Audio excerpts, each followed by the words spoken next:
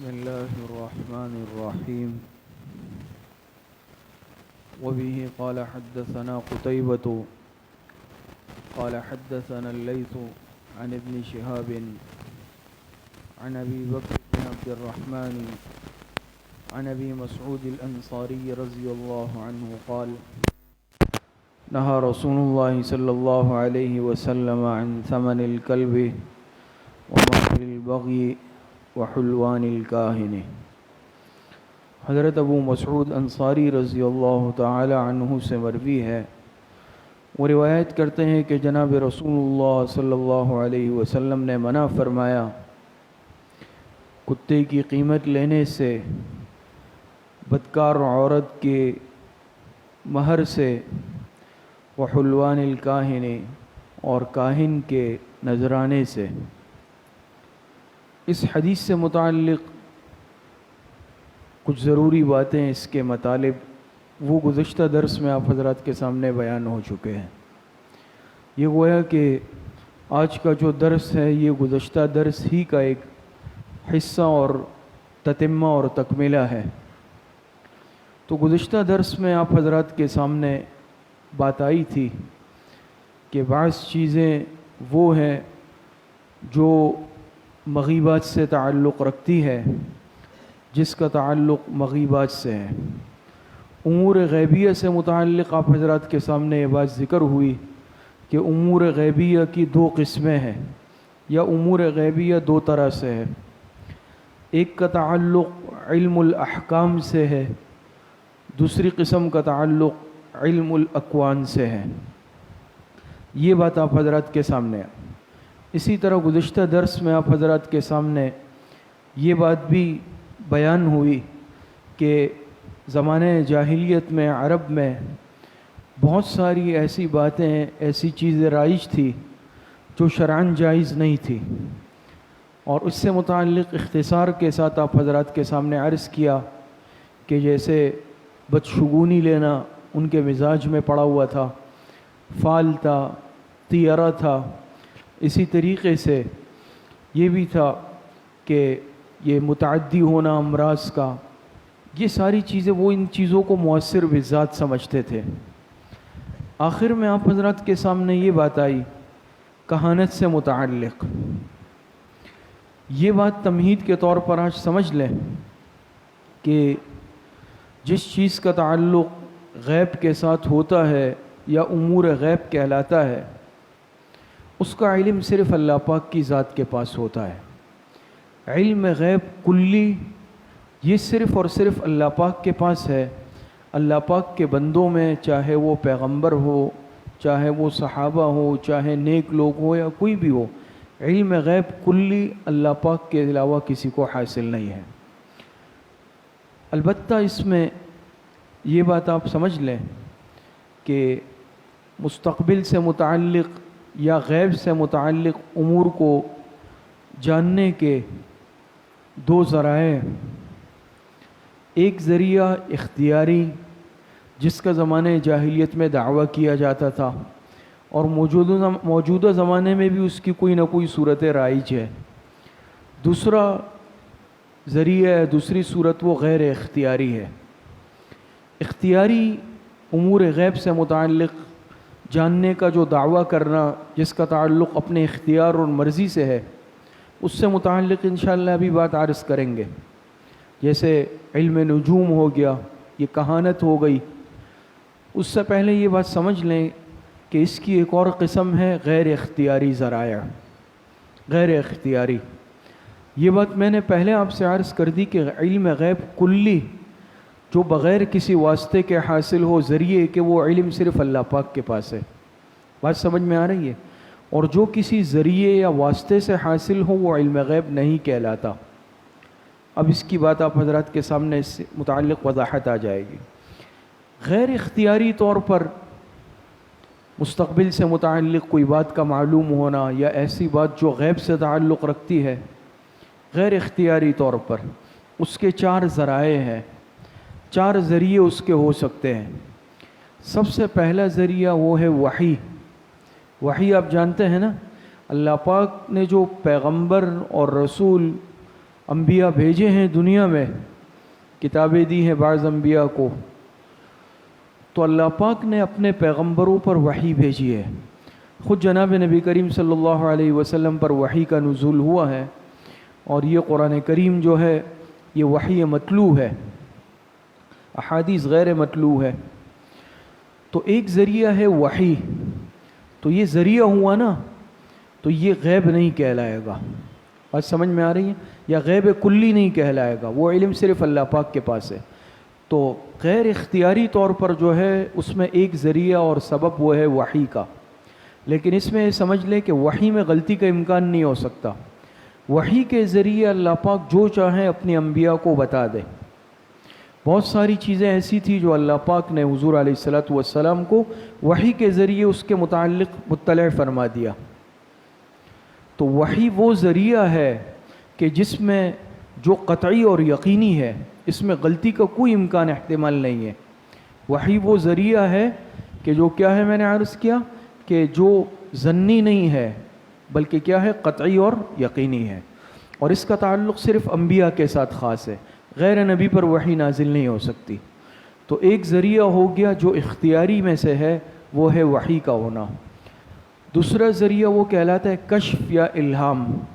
کشف یا الہام یہ غیر انبیاء کو ہو سکتا ہے، جو نیک لوگ ہوتے ہیں، اللہ والے ہوتے ہیں، اپنے دل کو پاک اور صاف رکھتے ہیں، بالکل آئینے کی طرح گناہوں سے پاک صاف، تو کشف بھی ہو سکتا ہے، الہام بھی ہو سکتا ہے۔ لیکن یہ بات سمجھ لے کہ یہ وحی کی طرح بالکل ایک قطعی اور یقینی نہیں ہے، یہ بھی ایک ذریعہ ہے، اور یہ بھی کیا ہے، ایک علم ہے، اختیاری میں سے، غیر اختیاری میں سے۔ یہ غیر اختیاری کی بات چل رہی ہے۔ پہلا غیر اختیاری کیا ہے؟ وحی کا ہونا۔ غیر اختیاری اس لیے ہے کہ وحی بھی پیغمبر کی مرضی پر نازل نہیں ہوتی، بلکہ جب اللہ پاک چاہے پیغمبر پر وحی بھیجتے ہیں۔ یہ نہیں ہو سکتا کہ اگر پیغمبر چاہے ابھی وحی آئے اور ابھی ہی وحی آ جائے، بلکہ حضور علیہ الصلاۃ والسلام پر ایک عرصہ ایسا گزرا جس کے درمیان وحی بند رہی۔ بات سمجھ میں آ رہی ہے؟ تو پہلا ذریعہ وحی، لیکن وہ مضبوط ذریعہ ہے، قوی ہے، قطعی اور یقینی ہے۔ دوسرا ذریعہ کشف یا الہام، اللہ پاک نیک بندوں کے دل میں ایک بات ڈال دیتے ہیں، ان کو کشف ہو جاتا ہے، ان پر کسی کی حقیقت کھل جاتی ہے، یا دل میں اللہ پاک بات ڈال دیتے ہیں، الہام ہو جاتا ہے۔ لیکن یہ وحی کی طرح قطعی یقینی تو نہیں ہے، البتہ یہ بھی ایک ذریعہ ہے۔ اسی طریقے سے تیسرا ذریعہ وہ ہے فراست صادقہ یا ایمانی فراست۔ حدیث میں آتا ہے، آپ علیہ السلام نے فرمایا اتقوا فراست المؤمن فإنه ينظر بنور اللہ، کہ مومن کی فراست سے ڈرو، یہ اللہ پاک کے نور سے دیکھتا ہے۔ جو نیک لوگ ہوتے ہیں، متقی ہوتے ہیں، تقوی والی زندگی گزارتے ہیں، اللہ پاک ان کو فراست ایمانی دے دیتے ہیں۔ یہ آدمی کو دیکھ کر سمجھ لیتے ہیں یہ آدمی صحیح ہے یا غلط ہے، یہ آدمی ٹھیک ہے، یہ آدمی ٹھیک نہیں ہے۔ یہ ایک فراست ہوتی ہے، یہ دھوکہ نہیں کھاتے۔ پھر یہ بھی قطعی اور یقینی چیز نہیں ہے، لیکن بہرحال یہ بھی ایک ذریعہ ہے۔ اس کا تعلق بھی اس سے ہے جو نیک انسان ہو، متقی ہو۔ چوتھا ذریعہ غیر اختیاری میں وہ کسی بھی انسان کو حاصل ہو سکتا ہے، وہ ہے رؤیا صالحہ، نیک خواب، اچھے خواب، اور یہ کبھی بھی ہو سکتا ہے۔ بعض دفعہ اللہ پاک کسی چیز کی حقیقت انسان کو خواب میں دکھلا دیتے ہیں، اور جو صاحب ایمان نیک انسان ہوتا ہے عام طور پر اس کے خواب بھی صاف شفاف ہوتے ہیں اور خواب سچے بھی ہوتے ہیں۔ ہم آج کل ہر انسان کے میں خواب میں ڈر رہا ہوں، یہ ہمارے اپنے اعمال کی کمزوری کی وجہ سے ہوتا ہے۔ جو انسان گناہوں میں مبتلا ہو جاتا ہے پھر خواب بھی متاثر ہو جاتے ہیں، خراب ہو جاتے ہیں۔ لیکن جو نیک آدمی ہوتا ہے، متقی ہوتا ہے، اس کے جو خواب ہوتے ہیں وہ بھی رؤیا صالحہ ہوتے ہیں، نیک خواب۔ بعض دفعہ اللہ پاک آئندہ کی کوئی چیز اس کو آج دکھا دیتے ہیں، اور بالکل ٹھیک چاہے ایک دن بعد، ایک مہینے بعد، سال بعد، بالکل اس کی تعبیر اسی طرح نکلتی ہے۔ اور آپ میں سے ہی بہت حضرات ماشاءاللہ سب بیٹھے ہیں، بزرگ ہیں، نیک ہے، بہت سارے ساتھیوں کو اس کا تجربہ ہوگا کہ انسان ایک خواب دیکھ لیتا ہے، کچھ وقت بعد اس کی بالکل وہی تعبیر نکلتی ہے، وہی چیز بات ہو جاتی ہے۔ تو یہ ہوتا ہے، لیکن یہ بھی غیر اختیاری ہے۔ اگر کوئی یہ چاہے کہ مجھے خواب میں فلاں چیز اختیاری طور پر آ جائے میں دیکھ لوں، یہ نہیں ہو سکتا۔ یہ بات سمجھ میں آ رہی ہے؟ تو میں نے عرض کیا آپ حضرات سے کہ مستقبل سے متعلق بات یا غیبی امور، اس کی دو صورتیں ہیں۔ ایک صورت اس کی ہے اختیاری، ایک ہے غیر اختیاری۔ غیر اختیاری کی پھر کتنی صورتیں ہیں؟ 4 صورتیں ہیں۔ وحی، نمبر 2 کشف یا الہام، نمبر 3 فراست صادقہ، اور نمبر 4 رؤیا صالحہ یعنی اچھے خواب۔ لیکن یہ سب غیر اختیاری ہے، اس میں انسان کو اختیار دخل نہیں ہے۔ پیغمبر کو بھی یہ اختیار نہیں تھا کہ وحی اپنی مرضی سے آ جائے، یا کسی مسلمان صاحب ایمان کو بھی یہ اختیار نہیں ہے کہ وہ اپنی مرضی سے اس کو کشف یا الہام ہو جائے، حالات منکشف ہو جائیں، یا پھر وہ ایسی فراست صادقہ یا پھر رؤیا صالحہ، اس میں انسان کو اختیار نہیں ہے۔ دوسری صورت اس کی ہے وہ ہے غیر اختیاری۔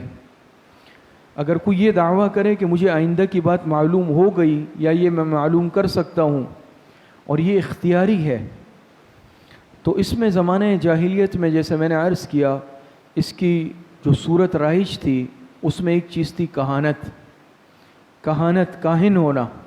کاہن آپ سمجھتے ہیں نا، کاہن وہ ہوتا ہے کہ جو امور غیبیہ پر مطلع ہونے کا دعویٰ کرتا ہو کہ میں تمہیں مستقبل کی خبر بتاتا ہوں۔ اور میں نے پہلے عرض کیا کہ یہ انسان کا مزاج ہے۔ یہ انسان دیکھیں ماضی کے متعلق تو ہر انسان جانتا ہے، حال سے متعلق بھی ہمیں علم ہو جاتا ہے بھئی آج مجھ پہ کیا ہوا یا ابھی کیا ہو رہا ہے، لیکن اب اگلے لمحے کیا ہونے والا ہے یہ کوئی نہیں جانتا۔ تو یہ انسانی فطرت ہے کہ یہ ایسی چیز سے متعلق تجسس رکھتا ہے، شوق رکھتا ہے، اور یہ چاہتا ہے کہ میں آئندہ پر مطلع ہو جاؤں، مجھے اطلاع ہو جائے۔ لیکن یہ انسان کے اختیار میں نہیں ہے۔ لیکن بعض لوگ اس وقت یہ دعویٰ کرتے تھے کہ ہمارے پاس ایسی صلاحیت ہے کہ ہم مستقبل کی خبر بتا سکتے ہیں یا مستقبل سے متعلق مطلع کر سکتے ہیں، جو کہ کہانت کہلاتا ہے۔ بات سمجھ میں آ رہی ہے؟ دوسری بات پھر سمجھ لیں کہ یہ جو کہانت زمانہ جاہلیت میں رائج تھی، اس کہانت کی کئی صورتیں تھیں، کئی قسمیں تھیں۔ پہلی قسم، ایک قسم کہانت کی اس زمانے میں یہ تھی کہ جنات اور شیاطین یہ تابع کر لیتے تھے، یعنی جنات اور شیاطین لا کر ان کو خبریں دیتے تھے ایسے لوگوں کو۔ اور ممکن ہے ایسا، بعض دفعہ ہم اس کو موکلہ تعبیر کرتے ہیں، اکثر تو یہ سب فراڈ اور ڈرامہ ہے، لیکن بعض دفعہ ایسا ہوتا ہے۔ اور حدیث میں آتا ہے، حضور علیہ السلام سے صحابہ نے پوچھا کہ بعض دفعہ یہ کاہن لوگ کوئی بات بتاتے ہیں وہ سچ نکلتی ہے، اس کی کیا حقیقت ہے؟ آپ علیہ السلام نے فرمایا اصل میں یہ وہ باتیں ہیں کہ جو یہ جنات اور شیاطین آسمان پر جا کر، ہوتا ہے نا اللہ پاک فیصلے فرماتے ہیں تو ہر کام کے لیے فرشتے مقرر ہے، تو فرشتوں کو بتایا جاتا ہے بھئی آج یہ کرنا ہے، آج یہ کرنا ہے، آج یہ ہے۔ تو یہ جنات شیاطین جا کے کان لگاتے تھے، اوپر تک تو ایک حد تک جا سکتے تھے، اس سے اوپر نہیں جا سکتے تھے، تو چوری چھپے کان لگاتے تھے۔ ایک آدھ جملہ ان کے کان میں پڑ جاتا تھا کہ زمین پہ یہ ہونے والا ہے، لیکن ایک آدھ جملہ، پوری بات نہیں۔ اور اس طرح ہوتا تھا کہ یہ ایک تسلسل بنا لیتے تھے، ایک کے اوپر ایک، ایک کے اوپر ایک، ایک کے اوپر ایک۔ اوپر والا جب سنتا تھا وہ نیچے والے کو بتاتا رہا بھئی یہ بات ہوئی، وہ نیچے والے کو، وہ نیچے والے کو، وہ نیچے، اور جو زمین پہ ہوتا تھا وہ آ کے اس کاہن یا نجومی کے کان میں اس طرح بتا دیتا تھا کہ یہ بات ہے، لیکن وہ بات ادھوری ہوتی تھی، مکمل تو نہیں ہوتی تھی نا۔ تو یہ کیا کرتے تھے، اس کے ساتھ 99 جھوٹ ملا کر اور سامنے والے کو پوری ایک کہانی بناتے تھے کہ بھئی یہ ہونے والا ہے، یہ ہونے والا ہے، آپ کے ساتھ یہ ہونے والا ہے۔ پھر اس میں سے ایک آدھ بات سچ نکل جاتی ہے۔ لیکن جب حضور علیہ السلام کی بعثت ہوئی تو جنات اور شیاطین کا آسمانوں میں داخلہ بند ہو گیا۔ اب جب یہ جاتے ہیں فَأَتْبَعُهُ شِهَابٌ ثَاقِبٌ، ان پر شہاب ثاقب پھینکا جاتا ہے، گولے، آگ کے گولے، اور یہ بھاگ جاتے ہیں فوراً۔ ایک آدھ بات جو کان میں پڑ جاتی ہے، یہ مرغی کی طرح کہ قر قر کر کے نجومی کے کان میں بتا دیتے ہیں، لیکن وہ چونکہ ایک ادھوری بات ہوتی ہے تو نجومی اس میں کیا ہے، 100 میں سے ایک بات سچ میں 99 جھوٹ ملا کر پھر آ کے اپنے یعنی جو جن لوگوں کو لوٹنا ہوتا ہے ان کو بتاتے ہیں کہ یہ ہوگا اور یہ ہوگا۔ ایک آدھ بات سچ نکلتی ہے، اس کی اس سے زیادہ حقیقت نہیں ہے۔ تو ایک صورت اس کی کیا تھی کہ جنات اور شیاطین کے ذریعے سے، اب ہر جز میں بہت تفصیلات ہیں، اس کا وقت نہیں ہے۔ دوسرا ذریعہ اس کا اس زمانے میں تھا کہانت کا علم رمل. علم رمل، رمل عربی میں ریت کو کہتے ہیں. تو اس وقت اس کی یہ صورت رائج تھی کہ لکیریں بنائی جاتی تھی، اور چونکہ خاص طور پر یہ لکیریں زمین پہ بناتے تھے ریت پر، اس لیے اس کو علم رمل کہتے ہیں. لیکن اب کون سی لکیر صحیح ہے کون سی صحیح نہیں ہے، صحیح آئی ہے غلط آئی ہے، یہ انسان نہیں بتا سکتا. حضور علیہ الصلوۃ والسلام نے فرمایا کہ صحابہ نے پوچھا ایک مرتبہ اس کی کیا حقیقت ہے، تو آپ علیہ السلام نے فرمایا اللہ پاک کے پیغمبروں میں سے ایک پیغمبر کو اللہ پاک نے یہ علم دیا تھا، علم رمل. وہ لکیروں کے ذریعے سے یہ حساب بتاتے تھے. اب اگر کسی کی لکیر اس پیغمبر کی لکیر کے موافق آ جائے تو ٹھیک ہے، نہیں ہے تو نہیں. لیکن کس کی موافق آتی ہے کوئی بتا سکتا ہے؟ نہیں. جب نہیں بتا سکتا علماء نے لکھا ہے کہ جائز نہیں ہے اس پر یقین کرنا. غالباً حضرت دانیال علیہ السلام یا کسی پیغمبر کو، لیکن چونکہ وہ پیغمبر تھے ان کا وحی کے ذریعے اللہ پاک سے تعلق تھا، ان کو تو وحی کے ذریعے اللہ پاک بتاتے ہوں گے کہ اس طرح کی لکیر ہے اس طرح کی لکیر ہے. لیکن عام انسان کو تھوڑی پتہ چل سکتا ہے. لہٰذا یہ علم سیکھنا یا اس پر عمل کرنا یا اس کے ذریعے کسی کو غیب کی خبریں بتانا یا یقین کرنا یہ بھی جائز نہیں ہے. تیسری صورت جو تھی وہ علم نجوم تھی. علم نجوم، نجوم کہتے ہیں ستاروں کو. اجرام فلکیہ کی حرکات و سکنات کو دیکھ کر وہ غیب کی خبریں بتاتے تھے. اجرام فلکیہ آپ سمجھتے ہیں نا، چاند، سورج، ستارے، پھر مختلف ستارے ہیں. عرب اس پر بڑا یقین رکھتے تھے. تو اجرام فلکیہ کی حرکات وہ دیکھتے تھے آسمان پہ، یہ ستارہ اس طرف جا رہا ہے، یہ ایسے جا رہا ہے، یہ ایک الگ فن ہے مستقل، علم فلکیات، علم نجوم. تو وہ اس کی حرکات کو دیکھ کر غیب کی خبریں بتانے کا دعویٰ کرتے تھے. اب اس کی حقیقت کیا ہے اس پر انشاءاللہ بات کریں گے. تو تیسری صورت جو تھی اس کی وہ تھی اجرام فلکیہ کی حرکات کو دیکھ کر غیب کی خبریں بتانا یا غیب کی خبریں بتانے سے متعلق دعویٰ کرنا. 3 صورتیں رائج تھی کس کی؟ کہانت کی. اس میں تیسری صورت میں نے عرض کی، پہلی تو جیسے جنات اور شیاطین کے ذریعے سے، دوسری صورت علم رمل کے ذریعے سے. تیسری صورت یہ تھوڑی تفصیلی ہے اور یہ آج بھی رائج ہے، علم نجوم. علم نجوم میں آپ حضرات یہ سمجھ لیں کہ علم نجوم کی پھر 2 قسمیں ہیں. کتنی قسمیں ہیں؟ 2 قسمیں. ایک ہے علم نجوم حسابی، دوسری ہے علم نجوم اکتسابی. حسابی اور اکتسابی، اس میں ایک صورت جائز ہے، ایک بالکل ناجائز اور حرام ہے. علم نجوم حسابی کہ بہت ساری چیزیں دیکھیں ایسی ہے جس کا واقعی اس سے تعلق ہے، واقعی اس چیزوں سے، ستاروں سے، چاند، سورج، ان کی حرکات سے، ان کی گردش سے، بہت ساری چیزوں کا اس سے تعلق ہوتا ہے. تو اگر علم نجوم اپنایا جا رہا ہے لیکن حسابی، پھر چاہے کسی کو اتنی مہارت ہے کہ وہ ستاروں کے ذریعے سے دیکھ کر اندازہ لگاتا ہے فلاں آج موسم ایسا ہوگا، بارش ہوگی. موجودہ زمانے میں اس کے لیے جدید آلات ہیں اور محکمہ موسمیات ہر ملک میں قائم ہے. ہمارے یہاں بھی محکمہ موسمیات ہے. اب کوئی یہ کہتا ہے کہ بھئی یہ موسمیات والے نعوذ باللہ یہ دائرہ اسلام سے خارج ہو چکے ہیں کیونکہ یہ کہہ رہے ہیں کہ کل بارش ہوگی. کوئی ایسا نہیں کہتا نا، اور ایسا ہے بھی نہیں. کیوں؟ وہ غیب کا دعویٰ تھوڑی کر رہے ہیں، نہ وہ یہ کہتے ہیں کہ ہم علم غیب جانتے ہیں. وہ ان ستاروں کی اجرام فلکیہ کی حرکات کو دیکھ کر اور اپنے اس فن میں مہارت کی بنیاد پر آلات کے ذریعے مشاہدہ کر کے بتاتے ہیں فلاں جگہ سے بھئی بادل بن رہے ہیں بارش والے، مونسون کے بادل ہے، فلاں ہے، وہ اس ملک میں ہے اور اتنے وقت میں ان کا سفر ہوگا، وہ پاکستان فلاں علاقے میں پہنچ جائیں گے. ہوا کا رخ دیکھتے ہیں، بادلوں کی کیفیت دیکھتے ہیں، پوری ترتیب دیکھ کر وہ کہتے ہیں بھئی فلاں دن بارش ہوگی. بعض دفعہ ہو جاتی ہے، بہت دفعہ نہیں ہوتی ہے. یہ یقینی ہوتا تو پھر تو ہونی چاہیے تھی نا. معلوم ہوا یہ بھی سب اندازے ہیں. تو یہ کہلاتا ہے حسابی.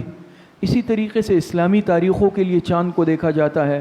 بعض دفعہ یہ کشتی میں بحری سفر ہوتا ہے تو راستہ معلوم کرتے تھے ستاروں کے ذریعے اور بالکل ٹھیک معلوم کرتے تھے.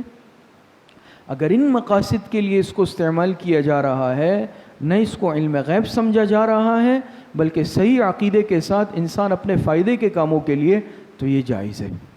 لیکن یہ کہلاتا ہے علم نجوم حسابی، جائز کام کے لیے، حساب کتاب کے لیے، نہ اس میں کوئی عقیدے کی خرابی ہو. کوئی بھی یہ نہیں کہتا نا کہ فلکیات والے، موسمیات، محکمہ موسمیات والے عالم الغیب ہے. ایسا کوئی نہیں کہتا. یا اسی طریقے سے اسپتال جاتے ہیں, ڈاکٹر چیک اپ کہتے ہیں بھائی بچہ ابھی اتنے تاریخ بتاتے ہیں کہ فلاں تاریخ کو ڈلیوری ہو سکتی ہے, تو کتنا اندازہ غلط نکلتا ہے. وہ ایک تاریخ بتاتے ہیں, اس کے 2 ہفتے بعد بچہ ہوتا ہے, 1 ہفتے بعد ہوتا ہے. یہ ایک اندازے ہیں, یہ مشینی معاملہ ہے سارا, اس کا غیب سے کوئی واسطہ اور تعلق نہیں ہے. دوسری صورت اس کی ہے علم نجوم احتسابی. یہ ناجائز ہے, حرام ہے کہ کوئی یہ عقیدہ رکھے یا اس کے ذریعے سے, علم نجوم کے ذریعے سے مستقبل کا حال بتانے کا دعویٰ کرے, پھر چاہے اس کے کوئی بھی صورت ہو. دست شناسی ہو, دست شناسی کہتے ہیں ہاتھ کی لکیروں کو دیکھ کر بتانا. ہوتا ہے نا ایسے نجومی بیٹھے ہوتے ہیں, ہاتھ بنایا ہوا ہوتا ہے اور کہتے ہیں بھئی ہاتھ دکھاؤ, لکیریں دیکھتے ہیں, بھئی یہ ہوگا. یہ سب جھوٹ ہے. اور یہ بات یاد رکھے, خدا نخواستہ اگر کوئی ان کی بات پر یقین کر رہا ہے یہ سمجھ کر کہ یہ عالم الغیب ہے, علم غیب جانتا ہے, انسان اسلام سے, ایمان سے محروم ہو جاتا ہے. اور اس نیت سے پوچھنا گناہ ہے, کبیرہ, حرام ہے, ایمان کا خطرہ ہے. لیکن اگر کوئی یہ سمجھتا ہے کہ یہ عالم الغیب تو نہیں ہے لیکن اس کے پاس ایک فن ہے, یہ بتا رہا ہے, تب بھی گناہ ہے, منع ہے, حرام ہے. تو ایسی باتیں, ایسے لوگوں کے پاس جانا, اپنے ہاتھ دکھانا, اپنے احوال دکھانا, کتنی صورتیں آج بعض فال نکالتے ہیں. زائچہ طوطے کو بٹھایا ہوا ہے, لفافے تیار بنائے ہوئے, کاغذ بھرا ہوا ہے سارا, اور طوطے کو کہتے ہیں کہ بھئی جو ہے یہ, وہ ایک لفافہ آ کے نکال لیتا ہے, اتنا اس کو ٹرین کیا ہوا ہوتا ہے. اس بیچارہ یہ جو فٹ باتھ پہ بیٹھا ہوا ہے, 50 روپے لے رہا ہے, اس کو اپنے حالت کیوں نہیں معلوم ہے مستقبل کی؟ یہ خراب حالت کا شکار ہے, اور لوگوں کو بتا رہا ہے آپ کے پاس اتنا مال آنے والا ہے, اتنا آنے والا ہے. بھی درست کر لے معلوم کر کے. اتنا ہم نہیں سمجھتے, اللہ پاک نے عقل نہیں دی. تو دیکھیں یہ ساری غیب کا حال صرف اللہ جانتا ہے. اور انسان کے پاس دعا ہے, دعا کا ہتھیار. ادعونی استجب لکم. آج ہم دعا نہیں مانگ رہے, ہم ایسے لوگوں کے پیچھے پھر رہے کہ آپ ذرا بتا دیں کیا ہونے والا ہے, کیا ہے.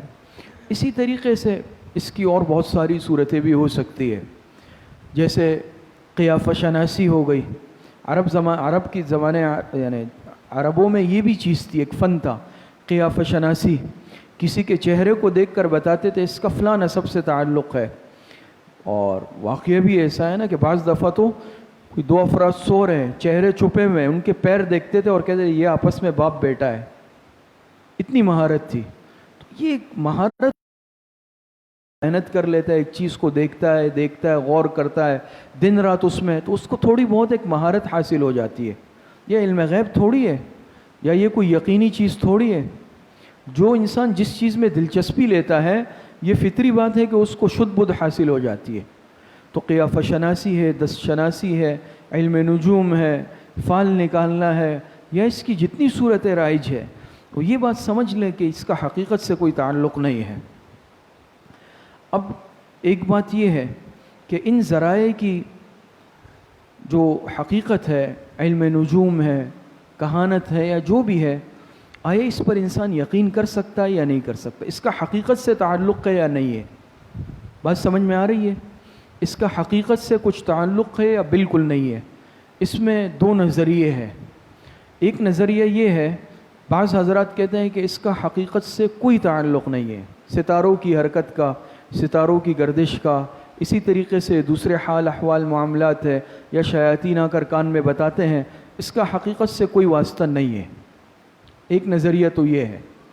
دوسرا نظریہ یہ ہے جس کو متاخرین میں حضرت شاہ ولی اللہ محدث دہلوی رحمۃ اللہ علیہ نے بھی حجت اللہ البالغہ میں لکھا ہے کہ ایسا بالکل نہیں کہہ سکتے ہم کہ اس کا کوئی تعلق نہیں ہے, کسی نہ کسی درجے میں تعلق ہے, کسی نہ کسی درجے میں تعلق ہے, چاہے وہ ستاروں کی گردش ہے, یا فلکیات, اجرام فلکیہ کی حرکات ہے, یا اسی طریقے سے بعض دفعہ شیاطین آ کر بات بتاتے ہیں. تعلق کسی نہ کسی میں درجے میں ہے, لیکن اس پر یقین کرنا جائز نہیں ہے. اور تعلق اس درجے میں ہے بھی نہ کہ بہت ساری چیزیں ایسی ہوتی ہے کہ جو ستاروں سے تعلق رکھتی ہے, ستارے اس میں کوئی نہ کوئی کسی نہ کسی درجے میں اثر انداز ہوتے ہیں, لیکن یقین نہیں کرے, انسان اس میں مشغول نہ ہو. تو پھر آپ علیہ السلام نے منع کیوں کیا؟ ذہن میں اشکال پیدا ہوتا ہے کہ جب کسی نہ کسی درجے میں حقیقت سے تعلق ہے کچھ, تو پھر آپ علیہ السلام نے علوم میں مشغول ہونے سے منع کیوں کیا؟ ان کے مفاسد کی وجہ سے. ان کے مفاسد کی وجہ سے، نقصانات کی وجہ سے آپ علیہ السلام نے منع کیا ہے۔ علم نجوم سیکھنے سے بھی منع کیا، علم رمل سے، یہ جتنے علم جفر ہے، جتنے علوم ہے، آپ علیہ السلام نے منع کیا۔ اور بلکہ کہانت سے متعلق حدیث میں ہے کہ جس نے کہانت کا جتنا حصہ سیکھا اس نے سحر اور جادو سیکھا، اور جس طرح سحر اور جادو حرام اور کفر ہے، کہانت بھی جائز نہیں ہوئی سیکھنا۔ تعلق ہے شاہ ولی اللہ صاحب، اور متاخرین فرماتے ہیں، لیکن آپ علیہ السلام نے اشتغال سے منع کیا، اس پر یقین کرنے سے منع کیا۔ تو اس کی ایک وجہ کیا ہے؟ دو وجوہات ہیں اشتغال سے منع کیا۔ ایک وجہ عقیدے کی کمزوری، جو انسان اس میں مشغول ہوگا اس کا عقیدہ خراب ہو جائے گا، اس کا اللہ پاک پر ایمان کمزور ہو جائے گا، عقیدہ توحید میں کمزوری خرابی آئے گی۔ اور آپ دیکھتے ہیں نا، جو لوگ بہت زیادہ نجومیوں کے پیچھے، عاملوں کے پیچھے، ان کے پیچھے پھرتے ہیں، ان کا تعویذ پر ہی یقین ہو جاتا ہے، وہ پھر دعا کبھی نہیں مانگتے اللہ پاک سے، ہر چیز تعویذ تعویذ تعویذ، بھئی فلاں نجومی کے پاس جاؤ، فلاں کے پاس جاؤ، وہ آپ کو غیب کا حال بتائے گا، فلاں بابا کے پاس جاؤ، فلاں بابا کے پاس، عقیدے کا جنازہ نکل جاتا ہے۔ ایک نقصان یہ ہے، آپ علیہ السلام نے منع کیا۔ اور دوسرا نقصان یہ ہے کہ یہ صرف ایک یعنی تخمینہ اور اندازہ ہے، اس میں یقین نہیں ہے کوئی بھی۔ آپ دیکھتے ہیں نا کہ موسمیات تک والے یہ ستاروں کو دیکھ کر، ان چیزوں کو دیکھ کر اندازہ لگاتے ہیں، کبھی صحیح نکلتا ہے کبھی غلط نکلتا ہے، مشین ہے، ایک اندازہ ہے۔ لیکن میں نے جیسے عرض کیا کہ علم نجوم حسابی کے فوائد بھی ہے، انسان سحری کا وقت، سحر کا وقت ہے، نمازوں کے اوقات، یہ سب اس فلکیات سے تعلق رکھتے ہیں، یہ مستقل ایک علم ہے۔ تو اس کو جائز حد تک کے جائز معاملات کے لیے تو ضرور سیکھا جا سکتا ہے، لیکن اس پر یقین کرنا، اعتماد کرنا، عقیدے کو خراب کرنا، یہ درست نہیں ہے۔ بات سمجھ میں آ رہی ہے نہیں آ رہی ہے؟ اور اسی طریقے سے آخر میں بس ایک واقعہ سنا کر بات ختم کرتا ہوں، وقت بہت زیادہ ہو گیا، کہ دیکھیے مستقبل کا جو حال ہے یہ اللہ پاک کو ہے، ان چیزوں میں ہم نہیں پڑے کہ آئندہ کیا ہونے والا ہے میں اس پر مطلع ہو جاؤں۔ مولانا روم رحمۃ اللہ علیہ نے عبرت کے لیے ایک واقعہ لکھا، وہ سناتا ہوں، پھر اس کے بعد بات ختم کرتے ہیں۔ فرماتے ہیں سابقہ زمانے میں کوئی آدمی تھا، اس کو شوق تھا کہ میں مستقبل کی باتوں کو جاننے لگ جاؤں، مجھے یہ علم مل جائے۔ وہ اپنے زمانے کے پیغمبر کے پاس گیا اور کہا کہ آپ اللہ سے دعا فرمائیں کہ جو آئندہ ہونے والا ہو مجھے وہ چیز پہلے سے معلوم ہو جائے۔ پیغمبر نے منع کیا کہ دیکھیں اس چیز میں نہیں پڑھو، مستقبل کے جاننے کے چکر میں نہیں پڑھو، یہ تمہارے لیے نقصان دہ ہے۔ اس نے کہا نہیں میں تو چاہتا ہوں۔ پیغمبر نے اس کے اصرار پر اللہ پاک سے دعا کی تو اللہ پاک نے یہ صلاحیت دے دی۔ تو جب وہ گھر آیا تو اس پر یہ حالت اس کے سامنے آئی، مطلع ہوا کہ میرا یہ جو مرغا ہے، گھر میں مرغا پالا ہوا ہے، یہ کل مر جائے گا۔ اس نے جا کے جلدی سے بازار میں وہ مرغا بیچ دیا اور بڑا خوش آیا کہ دیکھیں مجھے تو فائدہ ہوا۔ پھر بعد میں اس کو یہ یعنی اطلاع اس پر آئی کہ یہ جو میری بکری ہے گھر میں پالی ہوئی ہے یہ مرنے والی ہے کل۔ اس نے جا کے وہ بھی بازار میں بیچ دی اور بہت خوش ہو گیا کہ میں تو فائدے میں جا رہا ہوں۔ پھر کچھ دنوں بعد اس کو اس پر مطلع ہوا کہ جو میرا گھر ہے یہ گرنے والا ہے، کمزور ہو چکا ہے۔ تو اس نے وہ گھر جلدی سے تعمیر کرا دیا، مرمت کرائی، مضبوط کرا دیا۔ بات سمجھ رہے ہیں؟ اسی طریقے سے اس نے غلام رکھا ہوا تھا، اس مطلع ہوا کہ یہ غلام مرنے والا ہے، وہ بھی جا کے اس نے بازار میں اچھے داموں بیچ دیا، بڑا خوش تھا۔ تو ایک دفعہ یہ مطلع ہوا اس بات پر کہ کل میری موت آنی ہے، اس کو یہ اطلاع ملی کہ کل میں خود مر جاؤں گا۔ ہاتھ پیر اس کے پھول گئے، ہاتھ پیر پھول گئے۔ ظاہری بات ہے موت پر پہلے سے مطلع ہونا یہ اتنا آسان معاملہ تو نہیں ہے۔ یہ دوڑتا ہوا آیا پیغمبر کے پاس اور کہا آپ دعا فرمائیے، تو یہاں تو یہ مسئلہ ہو گیا، اب میں کیا کروں، کہاں بھاگ کے جاؤں گا؟ تو انہوں نے کہا میں نے تمہیں کہا نہیں تھا کہ دیکھو غیب کے چکر میں مت پڑو، مستقبل کے چکر میں مت پڑو۔ اور دیکھو بات یہ ہے کہ آسمان سے ایک بلا نازل ہو رہی تھی اللہ پاک کی طرف سے من جانب اللہ، اور وہ بلا تمہارے گھر میں کسی نہ کسی پہ پڑنی تھی۔ وہ بلا آ رہی تھی تمہارے اس مرغے پر، آتی اس پر وہ مر جاتا، بلا ٹل جاتی، لیکن تم نے جا کے اس کو بیچ دیا۔ پھر وہ بلا آنے والی تھی تمہارے اس جو تم نے بکرا پالا ہوا تھا، اس پہ آتی، وہ مر جاتا، بلا ٹل جا رہی، تم نے وہ بھی جا کے بیچ دیا۔ تمہارے اس غلام پر آتی، وہ مر جاتا، تم بلا ٹل جاتی، تم نے وہ بھی بیچ دیا۔ پھر تمہارے گھر پر جب تم نے وہ ساری چیزیں پہلے سے وہ کر دی، اب تمہارے اوپر آئے گی، اب تمہاری باری ہے، اب کچھ نہیں ہو سکتا۔ تو مولانا روم رحمۃ اللہ علیہ نے عبرت کے لیے شاید یہ واقعہ لکھا ہے، اب اس کی حقیقت اللہ پاک کو معلوم ہے، لیکن مستقبل کے متعلق جاننا، ان چکروں میں پڑنا، یہ انسان کو بہت سارے مصائب اور پریشانیوں کا شکار کر دیتا ہے۔ تو بس خلاصہ یہ ہے، خلاصۃ الخلاصہ یہ ہے کہ غیب کا علم صرف اللہ پاک کے پاس ہے۔ پھر ان کہانت کے چکر میں، اور خاص طور پر یہ چیزیں بعض دفعہ ہوتی ہیں نا، ستارے کیا کہتے ہیں، رسالوں میں آتا ہے نا آئندہ ہفتہ کیسا رہے گا، آپ کے ستارے کیا کہتے ہیں، ہم بڑی دلچسپی سے اس کو پڑھتے ہیں، میرے ستارہ فلاں ہے، یہ ورگو ہے، یہ برج فلاں ہے، یہ برج فلاں ہے، یہ فلاں ستارہ ہے، اور ہم بھی اپنے ستارے دیکھتے ہیں۔ دیکھیں یہ چیز جائز نہیں ہے، گناہ ہے۔ کون بتا سکتا ہے آئندہ ہفتہ کیسا رہے گا؟ باقاعدہ بتاتے ہیں نا، آپ کو پتہ ہے یہ بعض رسالوں میں تو ہفتے سے لے کے آئندہ جمعے تک ہفتے کے دن یہ ہوگا یہ ہوگا، یہ کوئی نہیں، سب ڈرامے بازی اور دھوکہ ہے، گناہ کی باتیں ہیں، حرام ہے۔ تو نہ انسان ان چیزوں پر یقین کرے بحیثیت مسلمان کے، نہ ان چیزوں کو پڑھے، نہ ان چیزوں میں دلچسپی لے، اعمال والی زندگی اختیار کریں، اللہ پاک سے دعا مانگے۔ دعا ایسی چیز ہے کہ جو اللہ پاک انسان، تقدیر اللہ پاک کے ہاتھ میں ہے، دعا کی برکت سے بہت ساری بلائیں آفتیں ٹل جاتی ہے۔ صدقہ خیرات کا اہتمام کریں، دعا کا اہتمام کریں، نماز روزے تلاوت کا، تسبیحات کا صاف ستھری زندگی گزاریں، انشاءاللہ کوئی پریشانی نہیں آئے گی۔ اللہ پاک صحیح عمل کی توفیق عطا فرمائے۔ الحمدللہ رب العالمین والعاقبۃ للمتقین۔